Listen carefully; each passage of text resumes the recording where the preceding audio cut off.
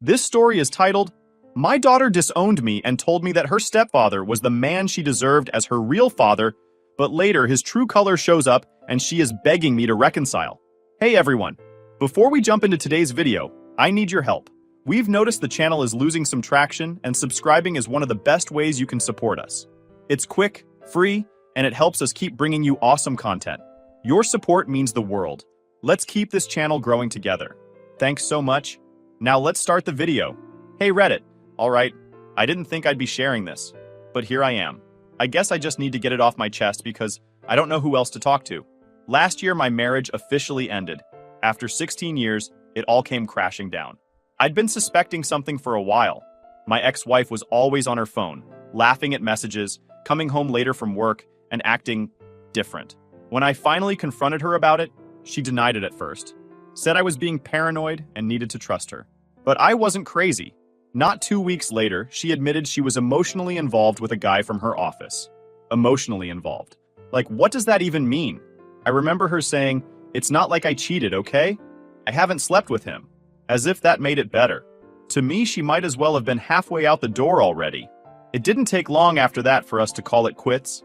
She said she wasn't happy in the marriage anymore, that we'd grown apart, and all the usual stuff you hear when someone's got one foot in a new relationship. The divorce process wasn't easy. Even though we kept it mostly civil, there was always this underlying tension. I knew she was texting him, probably seeing him, while we were untangling the life we'd built together. But this story isn't about her. It's about my daughter and me. Our daughter is 14, and she's always been closer to my ex-wife. They did everything together. Spa days, shopping trips, baking cookies. I never minded it before. I figured it was natural for her to gravitate toward her mom. And honestly, we had our own special connection. I used to take her out for ice cream after soccer practice, or we'd stay up late on weekends playing games or watching movies. She'd crawl up beside me on the couch with her blanket, and everything felt perfect. That's what made this whole thing so hard. When the divorce was finalized, my daughter completely pulled away from me. At first, I told myself it was just the shock of the separation. She was probably just upset or confused. I tried so hard to make her comfortable. I kept her room at my new place just the way she liked it. I'd pick her up and take her out for dinner, buy her little gifts I thought she'd like. I tried to be upbeat, never talked badly about her mom, never said a word about the affair. I thought if I showed her that I was still dad, things would go back to normal. But they didn't. Every time I saw her, she was cold. She'd give me one-word answers, barely make eye contact, and spent most of the time on her phone. If I asked about school or her friends, she'd shrug me off like it was a chore to even talk to me. The worst part was seeing her smile fade when she came to my house. Like I could tell she didn't even want to be there. I tried to give her space. I thought maybe she'd come around after a while. But one night, everything changed. It was a random Tuesday. I'd picked her up from school, and she was quiet the whole ride to my place. I figured maybe she'd had a rough day, so I didn't push. When we got to the house, I made her a snack and sat with her on the couch. I asked her how her day went. She just kept scrolling on her phone like I wasn't even there. "Hey," I said gently. "Everything okay? You seem quiet." That's when she sighed, put down her phone, and looked right at me. "Why do you even try so hard, Dad?" I was confused. "What do you mean?" She rolled her eyes. "I mean, Mom's happy now. She deserves to be happy, and her stepdad's name is a much better man for her. Honestly, he's the kind of father I deserve too." I don't even know how to describe how I felt in that moment. It was like my heart stopped beating for a second. "What?" I asked, my voice barely above a whisper. She shrugged like she hadn't just said the most painful thing I'd ever heard. "I'm just saying, he's better for Mom, and he's better for me too. He actually cares." I didn't yell. I didn't get angry. I didn't even know how to react. I just sat there, stunned, looking at the girl who used to think the world of me, the girl who used to hold my hand and call me her hero. "That's not fair," I finally said. My voice cracked. She shrugged again. "It's true, though." I didn't say another word. I got up and went to the kitchen because I didn't want her to see me breaking down. My hands were shaking as I leaned against the counter, trying to keep it together. She didn't realize it, or maybe she did, but she'd just shattered me. That night, after I dropped her off at her mom's house, I went home and cried. I don't even remember how long. I sat on the floor of my bedroom, just trying to process what she'd said. He's the kind of father I deserve. I kept repeating it in my head. My own daughter, my flesh and blood, thought I wasn't good enough to be her dad. The next day, I couldn't even get out of bed. I called in sick to work because I couldn't face anyone. I felt like a failure, not just as a husband, but as a father. I kept asking myself, what did I do wrong? Was I too strict? Was I not there enough? Did I somehow deserve this? My sister was the only one I told. She was furious for me. You gave your everything to that girl, she said. You've always been a good dad no matter what. She reminded me of all the times I'd been there for my daughter, all the times I'd sacrificed my time and money to make her happy. But none of that seemed to matter anymore. After that night, when my daughter told me her stepfather was the father she deserved, something in me just shut down. I didn't make this decision overnight, but it became clear that I couldn't keep living like that, chasing after someone who didn't want me. I don't know how to explain it, but I felt like I was banging my head against a wall. No matter what I did, no matter how much I tried, I wasn't good enough for her anymore. And it hurt, more than I can really put into words. I spent the next few days in a haze. I avoided looking at photos of us, but everywhere I turned, there was a reminder. The old picture she'd drawn for me in kindergarten, me with a cape that said, "My superhero dad." The family trip photos on the fridge. Her soccer trophies I'd helped her win by coaching her through extra practice. It all felt like a cruel joke now. So, I made a decision to protect myself. I know that might sound selfish to some of you, but I had to. I decided I would do only what was legally required of me as a father. Nothing more. No more bending over backward for a relationship where I wasn't respected. The first step was practical. My finances. For years, I'd planned for her future. I had college savings, life insurance, and retirement accounts. All of it set up so she'd be taken care of, no matter what. But now, why should I keep sacrificing for someone who didn't see me as her dad anymore? I sat down one evening with all the paperwork spread out in front of me. The process was harder emotionally than I thought. I stared at her name listed as the primary beneficiary for my 401k and other accounts and felt that familiar pang of guilt, like I was doing something wrong. But then I remembered her words, "He's the kind of father I deserve." I took a deep breath and filled out the forms. I listed my sister as the beneficiary instead. She was the only person who had been there for me through this nightmare. She'd been my support system, listening to me vent and holding me up when I felt like collapsing. She deserved something for that. The next decision was the college fund. I know this is the part where people are going to come at me, but let me explain. I spent years putting money into that fund. I gave up vacations, skipped out on luxuries, and worked overtime to build it. I did it because I wanted to give my daughter every opportunity in life. But what's the point of saving for someone who doesn't even want you in her life? I decided to start using that money for myself. At first, I only dipped into it a little, just enough to fix some things around my house.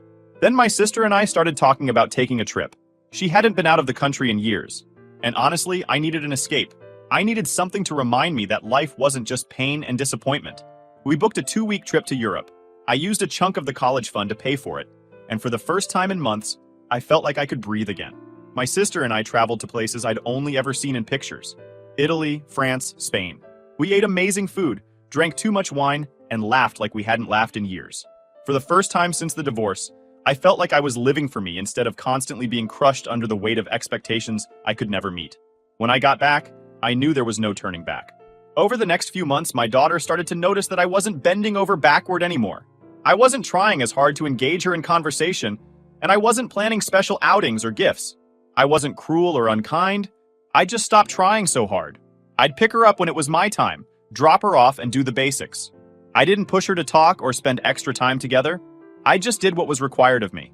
At first, I don't think she really cared. She was still so absorbed in her mom's new life and the perfect family she had with her stepdad. But eventually, she started to pick up on the changes. She'd glance at me during car rides or sit in silence for longer stretches than usual, as if she wanted to ask something but didn't know how. Then one day, everything came to a head. My daughter came over for her usual weekend visit.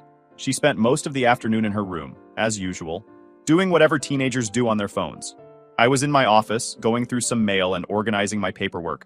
I didn't realize she'd come in until I heard the sound of papers shuffling behind me. "What are you doing in here?" I asked, startled. She had a handful of documents in her hand. I froze when I saw what they were. The beneficiary changes. "What's this?" she asked, holding up the papers. "Those are personal," I said, trying to keep my voice calm. Her face was flushed with anger. "Why is Aunt Sister's name the beneficiary? What happened to me?" I didn't know what to say at first. I hadn't planned for her to find out like this. "I've made some changes," I said quietly. "What does that even mean?" she yelled. "You took me off. You're leaving everything to Aunt Sister's name now? Why would you do that?" I sighed, trying to steady myself. "Because daughter's name, I can't keep pouring into a relationship where I'm not wanted. You told me your stepdad was the father you deserve. I heard you loud and clear. Her eyes welled up, but she was too angry to let the tears fall. That's not fair. That's my college money. You're ruining my future. I shook my head. I spent years saving that money because I wanted you to have the best. But you've made it clear where I stand in your life. I'm not going to keep giving to someone who doesn't respect me. You're abandoning me, she yelled. I'm not abandoning you, I replied firmly. I'm still doing everything I'm required to do. But I need to take care of myself too. I can't keep giving when it's just hurting me. She didn't say another word. She just stared at me, shaking her head in disbelief, before storming out of the room. I sat there for a long time after she left, staring at the desk. I felt torn in two. Part of me wanted to chase after her, to hug her and tell her I'd fix everything. But the other part, the part that was tired of being treated like I didn't matter, knew I had to stand my ground. After my daughter stormed out of my office that day, I sat there for what felt like hours. My mind was racing, but at the same time, it felt empty. I kept replaying her words over and over in my head. You're ruining my future. I'd heard anger in her voice, but there was something else too. Something deeper that I couldn't quite place. Maybe hurt? Maybe shock? I don't know. But I didn't let myself dwell on it for long, because I had to remind myself of why I did what I did. She had made it clear to me for months how she felt about me. I wasn't wanted in her life. I was the lesser parent, the one she barely acknowledged. That stepfather of hers, the guy my ex-wife cheated with, was now the person she held up as some perfect example of what a dad should be. You can't expect me to just keep going after being told something like that, right? I didn't think so. But the confrontation stuck with me. It's one thing to distance yourself quietly, to pull back and take care of yourself. It's another thing entirely to be confronted about it and have to look your kid in the face while you explain your choices. I didn't sleep that night. I kept tossing and turning, wondering if I'd gone too far, if I was being a monster. The next day, I got a phone call from my ex-wife. Now my ex and I had been keeping contact to a minimum since the divorce. We only communicated about our daughter, school events, visitation times, medical stuff. That's it. I knew as soon as I saw her name pop up on my phone that this wasn't going to be a pleasant conversation. Sure enough, she didn't waste any time. What the hell is going on over there? She snapped as soon as I answered. No, hello, no polite intro. Just straight to the point. What are you talking about? I asked, even though I knew exactly what she meant. Daughter's name came home last night in tears. She said you're cutting her off, that you took her off your accounts and spent her college fund. I sighed. I didn't cut her off. I'm still fulfilling my obligations as her father. Obligations? My ex practically spat the word like it was poison. You're her father. She's a child. How could you do this to her? And there it was. The guilt trip I knew was coming. I kept my voice steady though. I didn't do this to her. I've been doing everything I can for her. I've tried for months to be a part of her life, but she made it clear she doesn't want me there. I'm not going to keep throwing everything I have into a relationship where I'm not respected or valued. I'm done being treated like I don't matter. She's just a kid, my ex shouted. You're the adult here. You don't get to act like this because your feelings are hurt. That stung, I won't lie. My feelings were hurt. They were shattered. But I also wasn't about to let her turn this all around on me. I'm not acting out of spite, I said firmly. I'm protecting myself. She told me her stepdad is the father she deserves. Do you know what that did to me? There was silence on her end for a moment. Maybe she didn't expect me to say that. I don't know. Finally, she replied, quieter this time. She didn't mean that, you know. She's a teenager. She says things she doesn't mean. I let out a bitter laugh. Funny how everyone always wants to excuse what she says and does. But I'm the bad guy when I decide to protect myself. Look, I'm not arguing with you about this. I'm still doing what I'm required to do as her father. But that's all. My ex didn't have a response to that. She just hung up, leaving me staring at my phone, feeling like I'd just been hit by a truck. For the next week, things were tense. My daughter didn't text me, didn't call, and when I picked her up for my visitation time, she didn't even look at me. She sat in the car, headphones on, staring out the window like I wasn't even there. At my house, she stayed in her room the entire time. She didn't eat dinner with me, didn't talk to me, nothing. I'd knock on her door to let her know food was ready, and I'd get a muffled, "I'm not hungry." I didn't push. What was the point? The silence between us was unbearable. It was like living with a stranger. And as much as I tried to convince myself that I was doing the right thing, it didn't stop the guilt from creeping in. I'd sit on the couch at night, staring at the empty seat where she used to curl up beside me, and I'd wonder, was I doing the right thing? Was I making everything worse? I told my sister about all of it. She's the only one who understands where I'm coming from. She's been through similar pain, even though she didn't have kids. You're not a monster, she told me. You're just human. You can't keep giving and giving when it's tearing you apart. You have every right to step back. Her words helped, but they didn't erase the ache I felt. About 2 weeks later, I got another confrontation. This time, it was my daughter herself. She was at my house for the weekend again, still giving me the silent treatment. I was sitting at the kitchen table, paying some bills, when she came out of her room and dropped a stack of papers in front of me.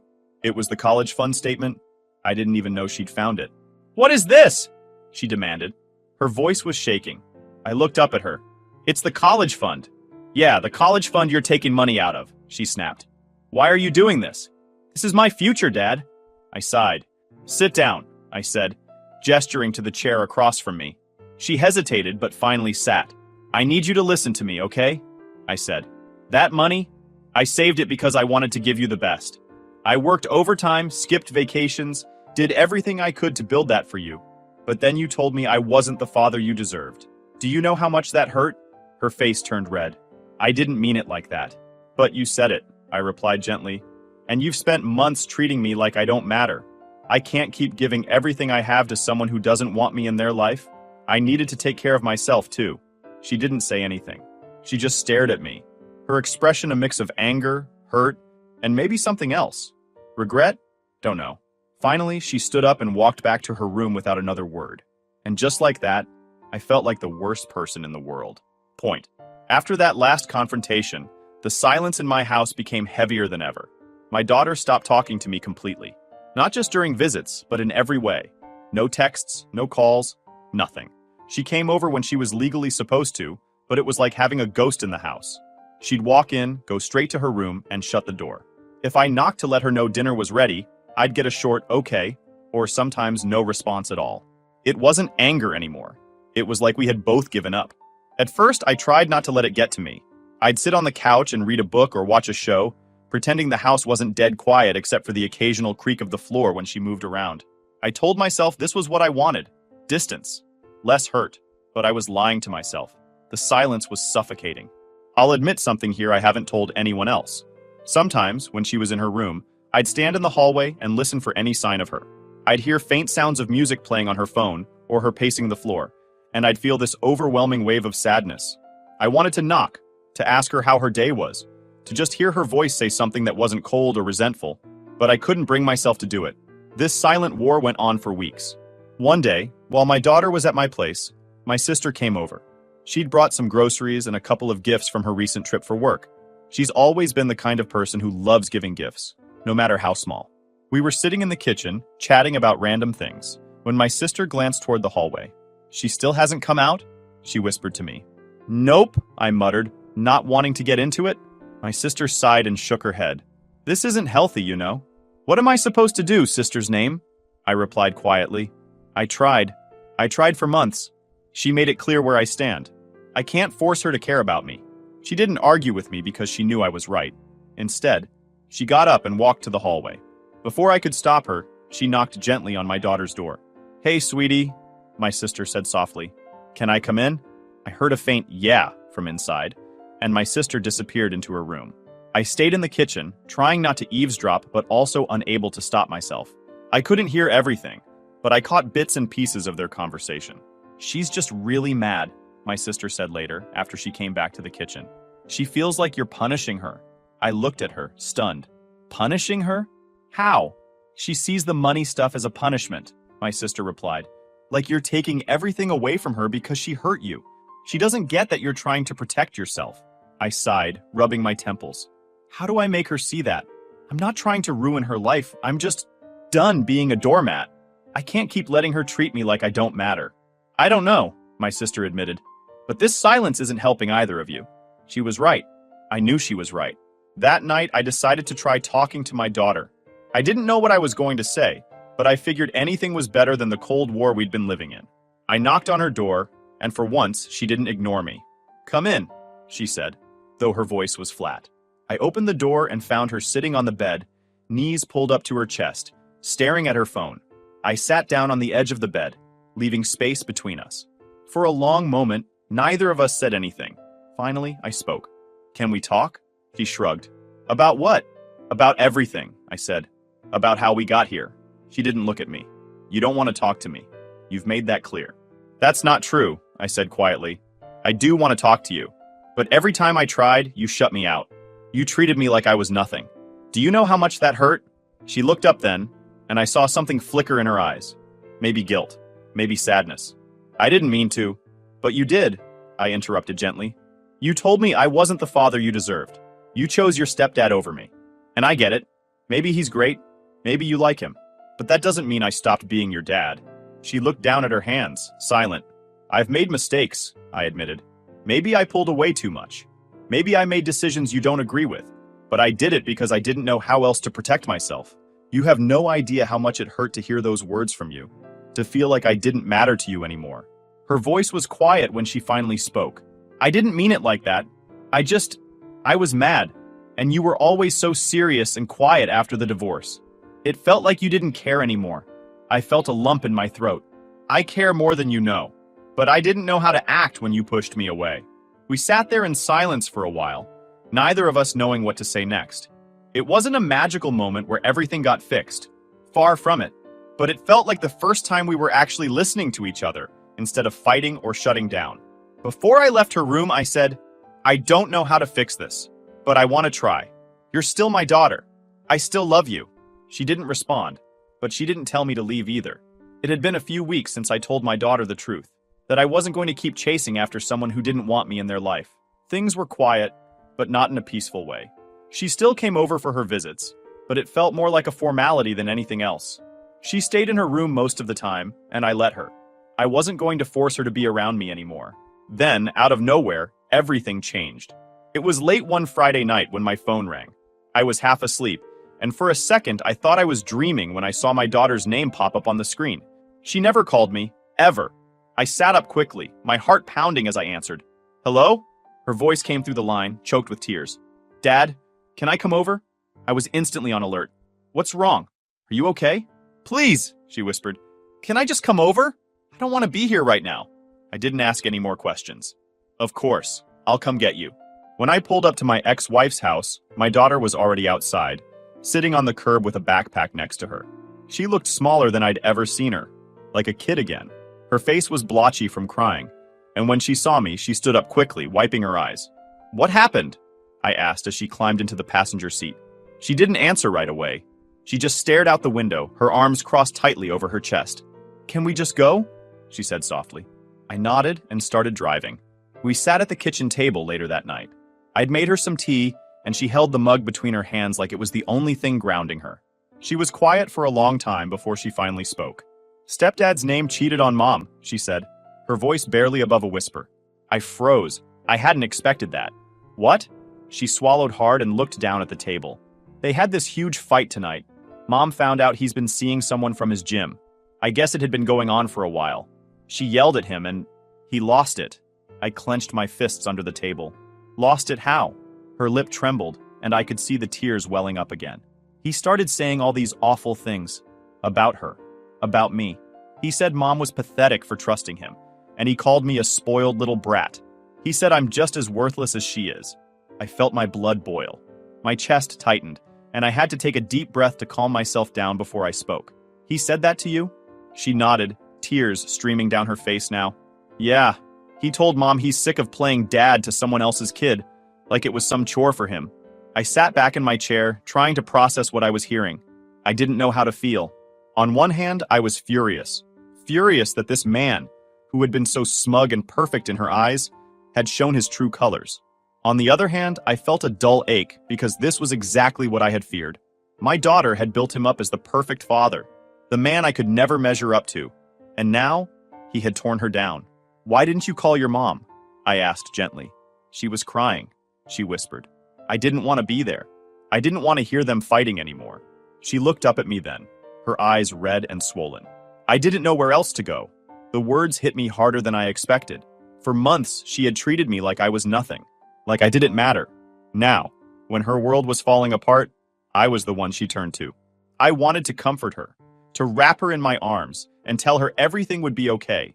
But I couldn't ignore the months of hurt she had put me through, the way she had chosen that man over me, thrown me aside like I was replaceable. The next morning, she came downstairs while I was making coffee. She looked like she hadn't slept, but she was calmer. "Dad," she said quietly, standing in the doorway. I turned to face her. "What is it?" She looked down at the floor, wringing her hands. "I'm sorry." "For what?" I asked, though I already knew. "For everything," she said. Her voice cracked. "For saying all those awful things to you. For shutting you out. For treating you like you didn't matter. I was wrong. I thought he was, I don't know, better, I guess.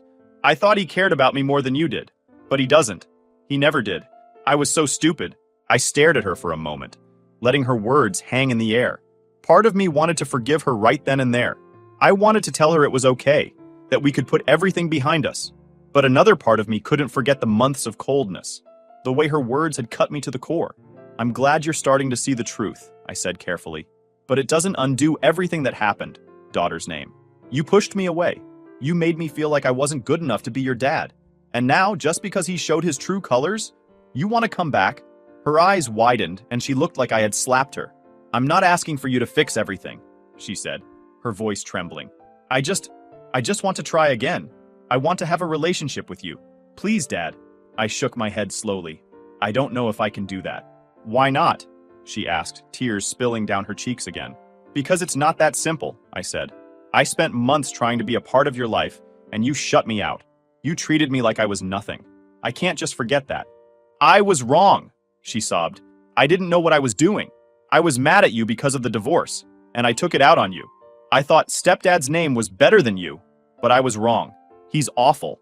He doesn't care about me, but you do." I looked at her, feeling that familiar ache in my chest. "I do care about you. I always have. But I can't keep putting myself in a position to be hurt again. I need time, and you need to figure out who you are and what you want." "So that's it?" she asked quietly. "You're just going to give up on me?" "I'm not giving up on you," I replied. "But I'm not going to let you hurt me again. If you want to fix this, it's going to take time. I need to see that you actually mean it, not just because things fell apart with him." She wiped at her face and nodded, though I could see how much it hurt her. "Okay," she whispered. "I'll prove it. I promise." So Reddit, please help me. Should I forgive my daughter,